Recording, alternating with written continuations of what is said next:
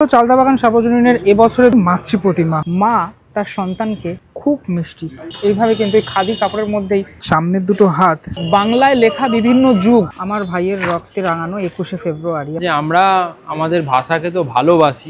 গণেশ, লক্ষ্মী, কার্তিক, সরস্বতী মায়ের দিকে ঠিক এইভাবে চেয়ে রয়েছেন। বাংলা আমার ভাষা, আমি যার জন্য গর্বিত। আর সেই বাংলা ভাষা নিয়েই যদি দুর্গাপুজো হয় তাহলে কিন্তু ব্যাপারটা একদম অন্য লেভেলে পৌঁছে যায়, যেটা এবছর চালদাবাগান সার্বজনীনে হচ্ছে। এই হলো চালদাবাগান সার্বজনীনের এবছরের দুর্গাপুজো মণ্ডপ। আমি ধীরে ধীরে মণ্ডপের ভিতরে প্রবেশ করব। আগে বাইরের অংশটা খানিকটা দেখাই। এখানে স্বরবর্ণ ব্যঞ্জনবর্ণ দিয়ে টোটাল এই যে গেটটা সেটা কিন্তু তৈরি করা হয়েছে। মানে একদম শুরুর অংশটা খানিকটা ঠিক এরকম। আমি যখন ভিতরে প্রবেশ করব তখন আরও ধীরে ধীরে তোমাদেরকে দেখানোর চেষ্টা করছি ভিতরটা কীভাবে ফুটিয়ে তোলা হয়েছে। ভিতরে ঢোকার আগেই তোমাদেরকে বলে দিই যে মাস আর্টের প্রিভিউ শো, যেটা 18 থেকে 22 তারিখ অবধি চলবে। যাদের কাছে প্রিভিউ শোয়ের পাস রয়েছে তারা এই টাইমের মধ্যে দর্শন করতে পারবে প্যান্ডেল এবং ঠাকুর। সর্বসাধারণের জন্য খুলে যাচ্ছে 24 তারিখ থেকে এই প্যান্ডেল। শুরুতেই এরকম ইটের মধ্যে বাংলা লেখা এবং ভারতীয় ম্যাপে আমাদের বাংলা অর্থাৎ পশ্চিমবঙ্গ সেটা কিন্তু আলাদা করে দেখানোর চেষ্টা সেটা করা হয়েছে এখানে। এপাশের ওয়ালে একটা গাছ রয়েছে, গাছের মধ্যে যেগুলো লেখা রয়েছে প্রাচীন ভারতীয় আর্য সাহিত্যিক রূপ, কথা রূপ, প্রাচ্যা, এই ধরনের বিভিন্ন যে শব্দ সেটা তো লেখা রয়েছে গাছের মধ্যে। এবং ওপরটা সেখানেও এরকম এই বড় যে একটা এরকম সামিয়ানা, ঠিক বলবো না আমি এটাকে, কাপড়ের মধ্যেই এইভাবে কিন্তু এই খাদি কাপড়ের মধ্যেই স্বরবর্ণ ব্যঞ্জনবর্ণ সেটা এইভাবে ফুটিয়ে তোলা। বাংলায় লেখা বিভিন্ন যুগ, প্রাচীন যুগ, তারপরে এখানে অন্ধকার যুগ, মধ্যযুগ কত থেকে কত খ্রিস্টাব্দ অবধি এবং আধুনিক যুগ যেটা বর্তমানে চলছে, এরকম একটি জায়গা। এবং এখানে বেশ কিছু চিত্র, সেই চিত্রগুলি ফুটিয়ে তোলা হয়েছে। খুব রিসার্চ ওয়ার্ক। মানে এই যে গলিটা দ্বিজেন্দ্রলাল মানে ডিএল রায় স্ট্রিট, দ্বিজেন্দ্রলাল রায়ের যে বাড়ি এখানেও রয়েছে, শিল্পী কিন্তু তাকেও এখানে ফুটিয়ে তুলেছেন, যেটা আমি ভিতরের দিকে যখন যাবো দেখাবো। ঈশ্বরচন্দ্র বিদ্যাসাগর, রাজা রামমোহন রায়, মাইকেল মধুসূদন দত্ত, এখানে তিনজন বাঙালি তারা রয়েছেন, তাদের ছবির বিভিন্ন তথ্যচিত্র, সেই তথ্যচিত্রগুলো এদিকে ওদিকে বিভিন্ন জায়গায় ফুটিয়ে তোলা। পরিচিত একটি লেখা আমার ভাইয়ের রক্তে রাঙানো 21শে ফেব্রুয়ারি, আমরা জানি এই লাইনটার কথা। এরকম একটি জায়গা, যে জায়গাটাতে পুরোপুরি ফুটিয়ে তোলা হয়েছে বাংলা ভাষার বিভিন্ন চিত্র। বাংলা আমার মায়ের ভাষা, বাংলাই আমার প্রাণের আশা। এবং তারপর আমরা দেখতে পাচ্ছি সহজ পাঠ। চলে এলাম মণ্ডপের পরবর্তী অংশে। পরবর্তী অংশটা এটা, যেখানে এই ওপরের দিকে দেখা যাচ্ছে মা তার সন্তানকে লেখাপড়া শেখাচ্ছেন। এবং এখানে কিন্তু এই যে স্বরবর্ণ ব্যঞ্জনবর্ণ, এখানে অ্যাকচুয়ালি স্বরবর্ণ লেখা সেটা কিন্তু শেখানো হচ্ছে। রবীন্দ্রনাথ ঠাকুর এবং নন্দলাল বসুর যে আবক্ষ মূর্তি সেটা রয়েছে। এবার আমরা ঢুকে যাব একদম ভিতরে। তারপর তার আগে দেখাই এই যে জায়গাগুলো যেখানে স্বরবর্ণ ব্যঞ্জনবর্ণগুলো পুরোপুরি গাছের যে ডাল সেটাকে কেটে কেটে এইভাবে তৈরি করা। এবার তোমাদেরকে দেখাই মাতৃ প্রতিমা। আমি মাতৃ প্রতিমা তৈরি হওয়া দেখেছিলাম এখানে যখন এসেছিলাম, কিন্তু তোমাদেরকে কিছু কারণের জন্য পারমিশন থাকে না, তাই জন্য দেখাতে পারিনি তখন। এখন দেখো অনবদ্য মাতৃ প্রতিমা কিন্তু। এবং এখানে প্রত্যেকের মধ্যে একটা যে বাঙালি ভাব সেটা তো রয়েছে, এখানে লেখাও রয়েছে আমি বাঙালি। এ দেখো এখানে মা কিন্তু মহিষাসুরের সাথে যুদ্ধে মগ্ন নেই, অসুর এখানে প্রণাম করছেন অর্থাৎ প্রাণ ভিক্ষা চাইছেন। এখানে সিংহও রয়েছে। আর এই হলো বাকিরা, অর্থাৎ গণেশ, লক্ষ্মী, কার্তিক, সরস্বতী মায়ের দিকে ঠিক এইভাবে চেয়ে রয়েছেন। মায়ের মুখটা কিন্তু খুব মিষ্টি। মায়ের যে এখানে মানে পুরোপুরি কালার কম্বিনেশনটা করা হয়েছে সেটা কিন্তু খুবই ভালো লাগছে। আমার মায়ের হাতে কোনো রকম কোনো অস্ত্র আমি দেখতে পাচ্ছি না।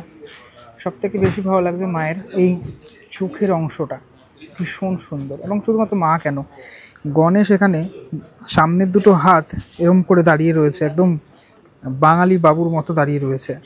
এবং লক্ষ্মী, সরস্বতী, কার্তিক সকলের যে লুক সেটা কিন্তু খানিকটা ঠিক এরকম, মানে একদম এইভাবে যেভাবে আমরা দাঁড়িয়ে থাকি কোনো জায়গায় গেলে সেরকমভাবেই দাঁড়িয়ে রয়েছে। খুব ভালো লাগলো। টোটাল এই চারজনকেও যেরকমটা ভালো লাগলো, তবে মা দুর্গাকেও ভালো লাগছে। সবাইকেই এখানে অন্য রকম লাগছে দেখতে। পাশের যে বাড়িটা, সেই বাড়িটাতে এইভাবে বিভিন্ন যে লেখা সেটা লেখা রয়েছে।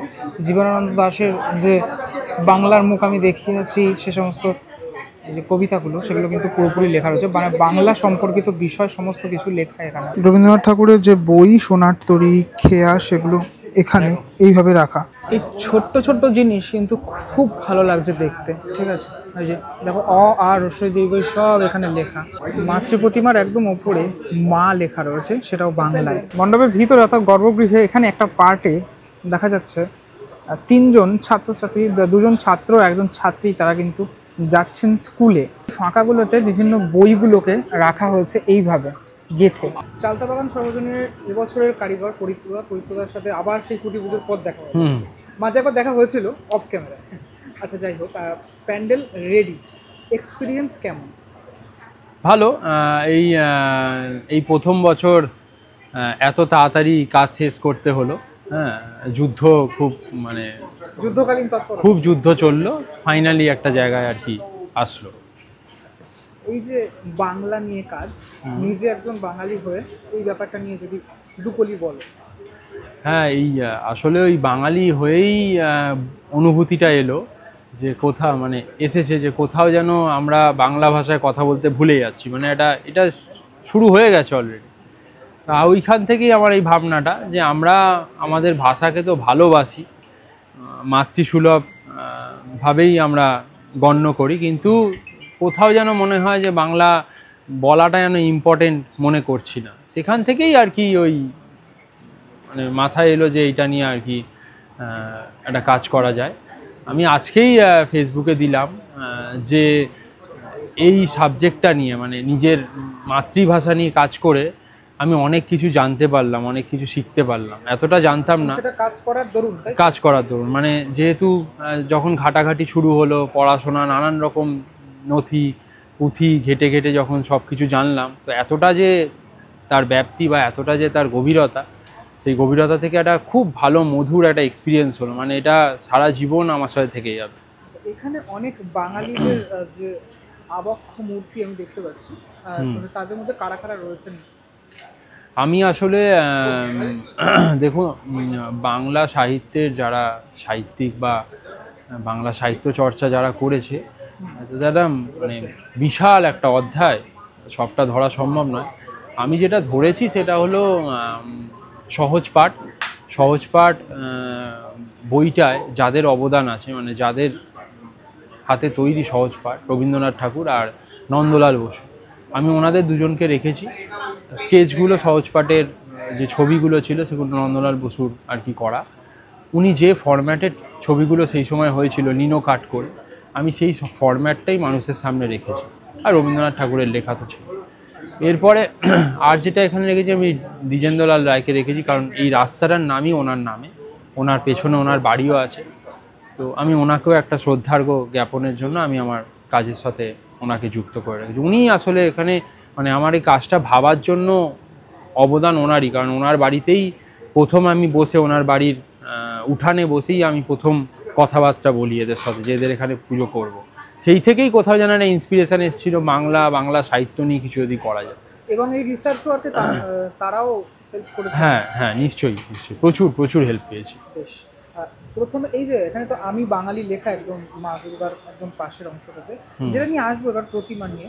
প্রতিমা তো অবশ্যই অসাধারণ, মানে মানুষের মনোমুগ্ধকর প্রতিমা। আমি দেখতে পাচ্ছি গণেশ ঠাকুরের দুটো হাত একদম সামনে, মানে বাঙালি রূপে কি ব্যাপারটা দেখানোর চেষ্টা করা হয়েছে। মানে তিনজনে তাকিয়ে রয়েছেন, এই ব্যাপারটা নিয়ে কি বলবো? আসলে মাকে এখানে যেভাবে মানে রাখা হয়েছে, মাকে নিয়েই তো পুজোটা। আমি এখানে মানে আমি ভেবেছি হচ্ছে আমার মাকে, হ্যাঁ, আমার মাই আমাকে আমার মাতৃভাষা শিখিয়েছে, আমার মাই আমাকে বাংলা শিখিয়েছে।